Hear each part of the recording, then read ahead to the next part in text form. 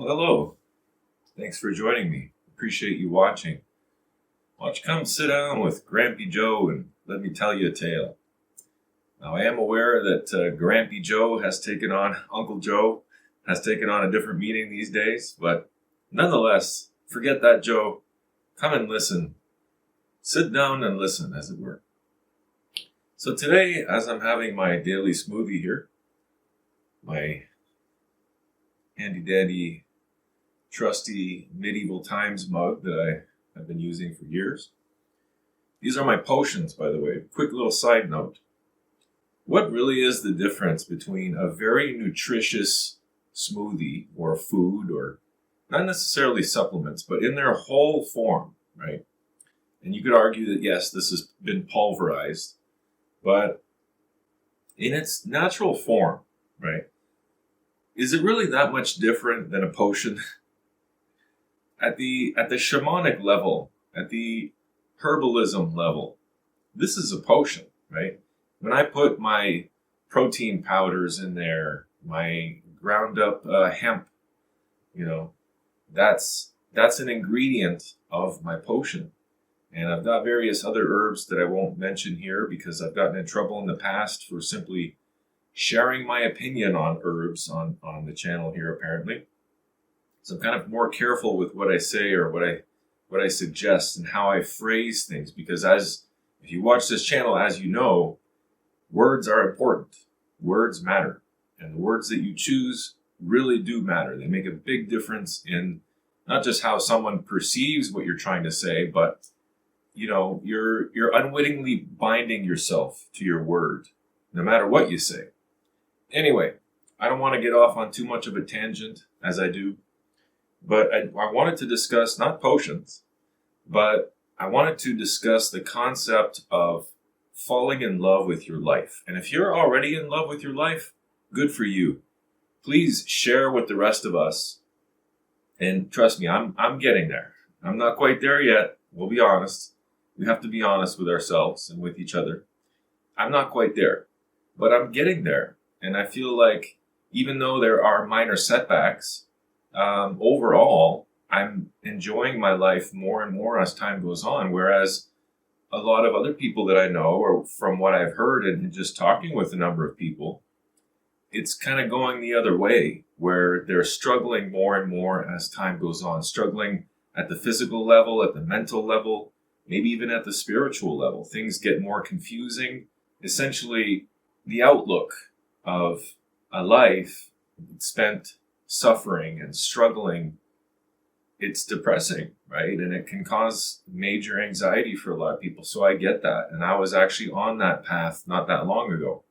But I think in the last couple of years, 2 to 3 years at least, if not more, because this is all part of one big journey. I always said if I wrote a book, don't steal my idea, YouTube. If I wrote a book, that it would be called One Long Day. Because that's really what it is. Your life is like one long day. Forget the rising and setting of the sun, which is really, it's not really what's happening. That's just our perception of what's happening. As we know, the sun doesn't actually set. It never goes away. It's always shining on one side of the earth. So it is really just one long day. And if you got in an airplane and you chased the sun around constantly, that's exactly what it would be. It would just be one long day that never ends. And that's basically our life is. And then if you believe in the concept of reincarnation, then maybe you come back for another day. Maybe you've only been around for a week and you're a relatively new soul. Or maybe you've been around for decades or even centuries or millennia and you're a very old soul. We won't go into those kind of conversations today. I'm trying to keep it more on less, I guess, esoteric and more grounded in science, which has become somewhat of a bad word these days. But we can look at both sides. And I think it's important to balance, science with spirituality, because they each explain what the other cannot, which is great. So I think they actually work in harmony with each other. That's my own personal belief. But bringing it back to being in love with your life, what does that mean? Well, I was honestly thinking about it the other day. We recently had a cabin put in, and it kind of went sideways. The whole project went off the rails because I couldn't get the cabin past a certain point. Maybe I'll make a video on that at some point. But I couldn't get it past. Me and the guy tried for a couple of hours, and we just couldn't do it. It wouldn't go past these two big maples. So I had to make the decision of, do I want to cut down these beautiful mature maples that have got to be 20 to 30 years old, and they're good producers for us. They're sugar maples. They bring in a lot of sap, a lot of syrup. So, and as a druid, as a shaman, and someone who's a nature lover, the thought of cutting them down, I was reeling at that thought. So I consulted with a few friends of mine. A couple of them are also spiritual druids, shaman, the witch. And they all basically confirmed my initial thought, which is, they don't want to die. Why would I cut down trees that don't want to die? And quite honestly, I had a conversation with the trees, and they also, it was the same message coming back over and over. Why would we give you permission to kill us? It doesn't make any sense. Now, here's where it gets sort of arbitrary, because what I'm going to do is make a bypass, go around the trees so we can get the cabin around. But that involves cutting other trees, right? And I don't want to say some trees are more desirable than others. Some trees have more merit or worth than others. That's just not the case. However, sticking to the factual side of things, the scientific side of things, forest management is a very important part of having a wooded lot. If you can't, or you're not willing to do the forest management, which means cleaning up the deadfall, the branches that accumulate, all that mass has to go somewhere. You can't just let it break down on its own, because you're going to have a cluster of a forest before long. It has to be maintained in order for it to stay healthy. And this is essentially even more true if you're doing maple syrup, because those good producing trees, they need the light and they need the nutrients from the soil. They can't have those things, those essential building blocks, sapped by other, brush and things that really don't need to be there. I mean, they want to live too, right? Again, it's back down to balance. It's understanding that we trample things all the time, that we need to kill to live, but it's doing it in a respectful way and not doing it in a disrespectful way, right? Which is another way of saying it. But, when I'm walking on the grass, I recently learned this from a friend of mine. When you're walking on the grass, you're essentially destroying all sorts of things. But you're not doing it with malice. You're not doing it with ill intent. You need to go through the grass, and things are going to get trampled, yes, but you're not doing it in a disrespectful way. You're doing it out of necessity, and I think that's what it comes down to. So back to my story about the cabin and the trees. In order for me to create this bypass for the cabin, I have to cut down other trees, cedar trees. And cedars is something that we have in excess on the property in the forest. The cedars are a tree that like to take over. And when they take over, they shed their leaves, which turn brown, and they make the soil very acidic. And the leaves stack up. And nothing else can really grow there. There's very few plants that can grow in a cedar grove. Cedar groves are very beautiful in and of themselves for their own reasons, in their own right.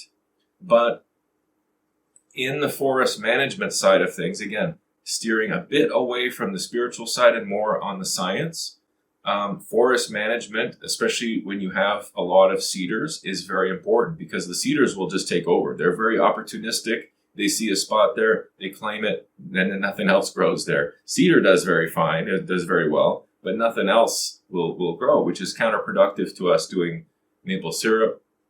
And again, it's not just about our needs, my needs. It's what's good for the forest, what's good for the land. Back to, again, science, permaculture now. How would this land have developed on its own without my input? And odds are that cedar would have not taken over. Even though there are lots of cedar groves around here, those are mostly intentionally planted that way. Or there was someone that's like, I like cedars, and they planted a bunch on their property, and then they got out of control. So that really wouldn't happen in nature without human influence. It might in little pockets here and there, sure. That's why you have such things as cedar groves. But there'd probably be a little bit more of a diversity in there. Anyway, why am I saying all this? I'm going to bring it back home. Stick with me. So I have to rationalize the idea of cutting down these trees. Long story short, this is still in progress. This is a project that, as I said, went a little sideways. I'm trying to bring it back on track. We're getting there. We're thinking of other ideas that don't involve killing, mature maple trees. So that's going to work itself out. But in the meantime, my cabin's just sitting there, and it wasn't treated because I said I want to do the stain myself. So these last week or so, these past few days, I've been staining the cabin. I'm like, I got to do something until we get it in the spot where it needs to go. I need to do something with it. I should be productive with my time, so I might as well stain it now, and then that way it'll protect the board and batten siding, which is basically just raw wood at that point. So I'm almost done. I just have the porch left to do, which I'll show you that on another video. But here's where it comes back to the topic of the video. As I was staining the cabin, the thought occurred to me that really the key to life, or one of the keys to a successful and happy life, is being in love with your life. I mean, I started thinking about it, and is what I'm doing, painting or staining the cabin, is this work? Is this drudgery? Because if it's drudgery, why am I doing it? Right? If you're in love with your life, you would never do anything that you didn't enjoy. And yes, granted, there are times that we have to do things that we don't enjoy. 100% agree with that. However, that should be the exception, not the rule. We should enjoy and love everything we do. This is especially important with your career. If you don't love what you do for a living, holy crap, every day is going to feel like a struggle. And it saddens me. It actually hurts me inside to imagine that there's thousands or millions of people out there that hate what they do, but they're stuck in a place where they have to do it to provide for themselves, to provide for their families, just to live. You have to do something and essentially sacrifice your well-being, your life force. You have to sacrifice your life force just to live. And Larkin Rose made a very interesting video the other day. He makes a lot of interesting videos, but one that I enjoyed was, is that actually forced labor? No, of course not. Are you kind of a wage slave? Maybe. You could make that argument, perhaps, but nobody's forcing you to do it. There are situations, there's plenty of those examples in other countries, and I'm not saying Canada's great and all roses. By no means is that the case, but forced labor is not really one of our big issues here. The system itself that we get trapped in of having to labor for just basic necessities, okay, it's not ideal, and there's better ways that we could do it with appropriate technology and yada yada yada. But this is not a new concept. This is, having to fend for yourself and provide for yourself and fight or labor for your survival is not a new concept. So I don't think that's really where the problem lies. But going back to the cabin, now as I'm painting this thing or staining it, that's when I started to think, am I in love with my life? I should be, but I'm not always. I actually have. I got to lean in for this one. Okay, I have what a lot of people might consider an idyllic life. I have a good job. I have a family that loves me. I have a beautiful property, a nice house to live in, a nice truck to drive. I've got clothes on my back. I've got shelter. I've got food in my belly. I'm good. I should be happy.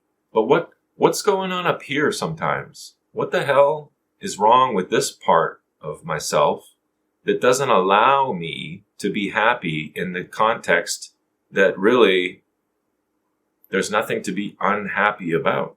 But that's where happiness is a tricky thing. Because if you're not happy up here, you could have all the material things you want in the world. And that's why we see so many rich people that are wealthy beyond belief, and they're still unhappy somehow. If that doesn't speak to the fact that material wealth is not the wealth that we should be looking for, then I don't know what will. I mean, when you're wealthy, and this is kind of an aside now, I'll get back to my point here in a second, but when you're wealthy, we all know now that wealth is not a monetary thing. It's not a financial thing. It has nothing to do with fiat currency. I'm not going to sit here and define wealth. You know what wealth is, but we have to change the meaning of what it means to be wealthy, to be rich. What does it mean to be rich? What sort of capital defines being rich? Is it only financial capital? I think that there's other forms of capital out there. And again, I'm not a capitalist by any means, but I think there are other forms of way more important, way more high priority, way more crucial, practical forms of capital. And one of those is social capital. And without social capital, what do you have, right? Now we get into concepts of your word, and your word is really all you have. And that's another form of capital. You know, again, going back to the cabin now, and am I in love with my life? I'm amassing different forms of capital now. And I've discovered that the material capital is way less important to me in terms of happiness than, say, social capital, or having time for myself. Time is one of the commodities that you can never have enough of. You never have enough. You never have enough time. You know, how many people have gotten to their end of their life and just said, I wish I had more time? You're never going to get it. So you might as well learn how to use the time you have. You know, whatever quote Gandalf said, I'm going to massacre it if I even try, so I'm not going to. But basically, do what you can with the time that you have, right? And that's the key. That's another one of the keys to life, to being happy in life. And I think how one becomes in love with their life is by doing what they love. Then when you wake up every day, you're like, damn, it's good to be me. And no, that can't always be the case. That's not realistic to think that every day is going to be like that. I have this thing on my IM at work. We use Microsoft Teams, and I have this thing that I activated called well-being or something like that. It just kind of gives you a check-in with yourself in the mornings. It sends you a notification to say, how are you feeling today? And you kind of hit the smiley icon to say, is it neutral face or sad face or happy face? And I oscillate consistently throughout the week and every day, really, every 2 days actually, sometimes more. But it basically goes like this. Up and down, up and down, up and down, up and down. I'm never very happy, so I never have the super happy face, but I'm never super depressed either, right? There are a couple of instances where I had the sad face, and then there was a couple of instances where I had the happy face. But overall, it was actually neutral, and that's okay. I've always said, if I'm okay, that's okay. If I'm neutral, then that's not bad. That's literally not a bad thing. You're not in a negative state of mind. You're not in a positive frame of mind, but you're okay. Neutral to me is okay. I'm good, right? Not great, but I'm good. That's okay. We have to also check ourselves to think, how happy do I really want to be? You know, to me, if I'm okay, I should be happy. I should be happy of being okay.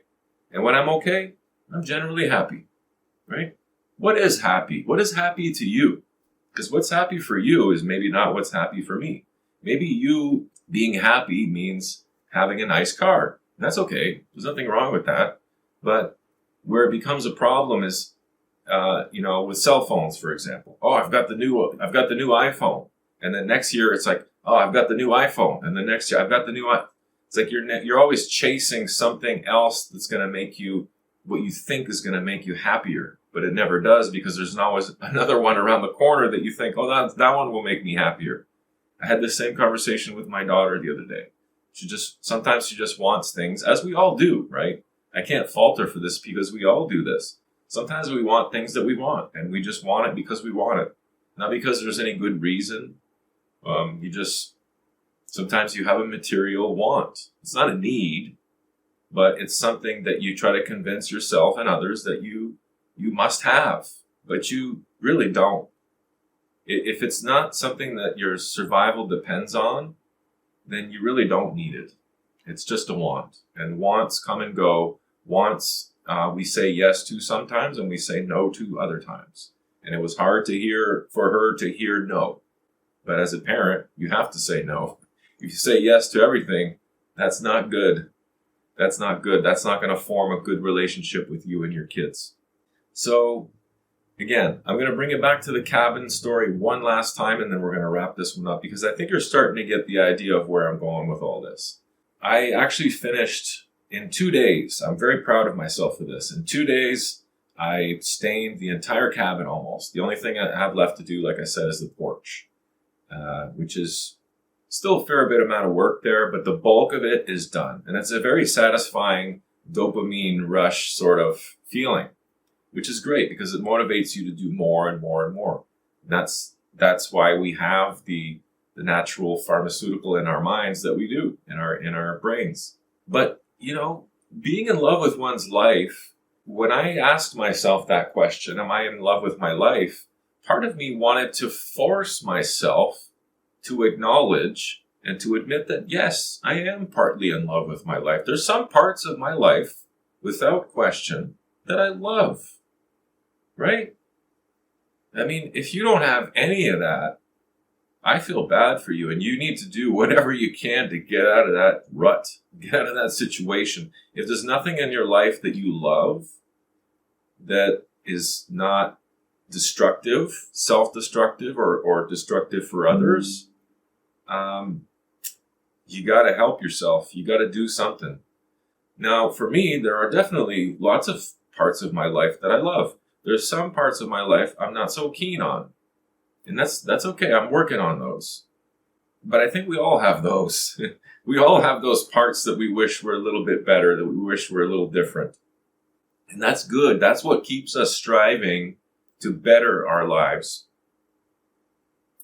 It's another conversation I had. I don't want this to all be dad-splanations, but another thing that I say to my kids all the time is, we're not expecting perfection. We want you to strive for perfection, but knowing that you're never going to get there. I think I've mentioned this on another video as well. Strive for perfection, but understand that you're never going to get there. But that doesn't mean that you shouldn't strive for it. We want to strive to be our best. And in that, there is a component to accepting one's self for the way we are at that time, but knowing that things will get better, right? And I think that's where we get into self-kindness and self-compassion. Being kind to oneself is, without a doubt, one of the most important things that you can learn for your own development. Individual development hinges on self-love. Without self-love, really, without learning how to love yourself, you can't love anyone else properly the way that they need to be loved, because you don't even know how to love yourself. How could you possibly know how to love someone else? So we're going to end on that topic, actually. Love. Love is what is the driving force behind all of this, right? It's the reason that we're doing what we do, because we love it. And why we do that? Because it makes us happy, right? Full circle. Do what you love and you'll be happy. Remember the old expression, do what you love and the money will come. How many of us, like I said, are in situations where we just do what we have to do every day, not because we want to do it, not because we love to do it or even like to do it. We have to do it. You're getting awfully close to slavery there. That's not somewhere where I want to live. I want to love every single aspect of my life. I know that that's not always going to be the case, but there's no reason why you shouldn't love the vast majority of your life. The people in your life, the things that you do, your job. There's no reason why you shouldn't enjoy those things. And if you're you're one of those that's stuck and you have no choice, and I get that that's, I'm not going to be one of those that tells you like, oh, you can change it no matter what. You just believe in yourself. And no, there are certain situations that you can't just wish your way out of. That being positive and optimistic is not going to help. If you're stuck in a never-ending game of chasing the next paycheck, try to figure out where your next meal's going to come. Optimism, it might help you morally at the moral level, your morale, I should say, but it's not going to change things for you. You're not going to manifest things just with that. You need more. You need to do more. That's where I can't fault those people that are homeless or drug addicts or whatever. I mean, the difference between me and them is just one wrong decision. I could have been them. They are me. I am them. And that's where we're going to end right there. From love to wholeness. If you don't believe in the spiritual side of things, that's okay. You're completely entitled to that. But acknowledge also that there is a oneness in nature, right? Whether the spirit, according to you, if the spirit world doesn't exist, and that's your core belief, that's fine. But find your oneness within nature. Because right now, a lot of the stuff, and I think the reason that people are unhappy with their lives, and they could be happy, even in shitty jobs, everybody knows that one custodian, or I don't want to look down on any one profession, but everybody knows that one custodian or that one bus driver that's always happy. How do they do it? They don't have the best job in the world. It looks like if I did that job, I wouldn't be happy. But for some reason for them, it's because for them, they found a place within that it doesn't matter what they do. They're going to be happy no matter what they do because they found that key to life that opens up the door of happiness. And I think that's what we all need to do. And do it with a smile on your face. When I was staying in that cabin, man, I didn't want to keep going because it's a lot of work and it's hard on my back and my shoulder, going up and down the ladder. And there was times where I just didn't want to do it anymore. I was fed up. But I kept pushing on through it. I put a smile on my face. The whole fake it till you make it thing. There's something that happens when you put that smile on. It triggers something in the brain. And I remember experimenting with this concept on psychedelics. And I proved to myself, anyway, without a doubt, that there's a connection there. I always heard the statistics of, it does something to your brain when you smile. It activates some happiness or endorphins or blah, blah, blah. Try it. Try it on mushrooms and see. You'll see. When you put that smile on your face, you genuinely feel warm and fuzzy inside. There's something that happens. It starts off very small, and it grows and grows and grows, and then eventually your brain's like, all right, he's had this stupid smirk on his face for the better part of 5 minutes now. I guess we are happy. So anyway, I've said enough. These are just some of the little things that you can do to invoke some happiness in your life. Some moments where you kind of stop to yourself. And of course, like mindfulness and meditation is great for this. But you stop and realize, hey, you know what? My life's not that bad. It's actually pretty good. It's pretty good. I'm lucky. Be grateful. Show gratitude and appreciation in all forms, in all facets of life. Because that, if anything, yes, you're going to have a beautiful impact to others, but if anything, you're just going to be reassuring yourself that, you know what, things are pretty good. We have a tendency to look at more of the negative side sometimes, or think of all the inequities or the parts where we've kind of fallen short. But really, we need to do the opposite of that and really acknowledge the parts that are great. And I think that's how you fall in love with your life. Focus on the parts of your life that are good. Right? It's not to ignore the parts that are bad. If there are bad parts of your life, then you have to address those. But as you address them, you're just creating more and more good parts. So you have more and more to be thankful about. It's a steamroller effect. You end up looking around and being very appreciative and grateful for what you have. And then you realize, well, damn, I am happy. I guess I am happy. And then it's a matter of staying there, staying happy. So, and maintaining it. It's just like the forest, right? In order to have a happy forest, it needs to be maintained. It needs to be cared for at the physical level. I would argue at the spiritual level, at the mental level, and understanding that, like I said, we're one and the same. We're one and the same. We are not separate from nature. That's the last thing I'm going to say. We're not separate from nature, my friends. Most of you, I'm sure, that watch this channel, you know that to be the case.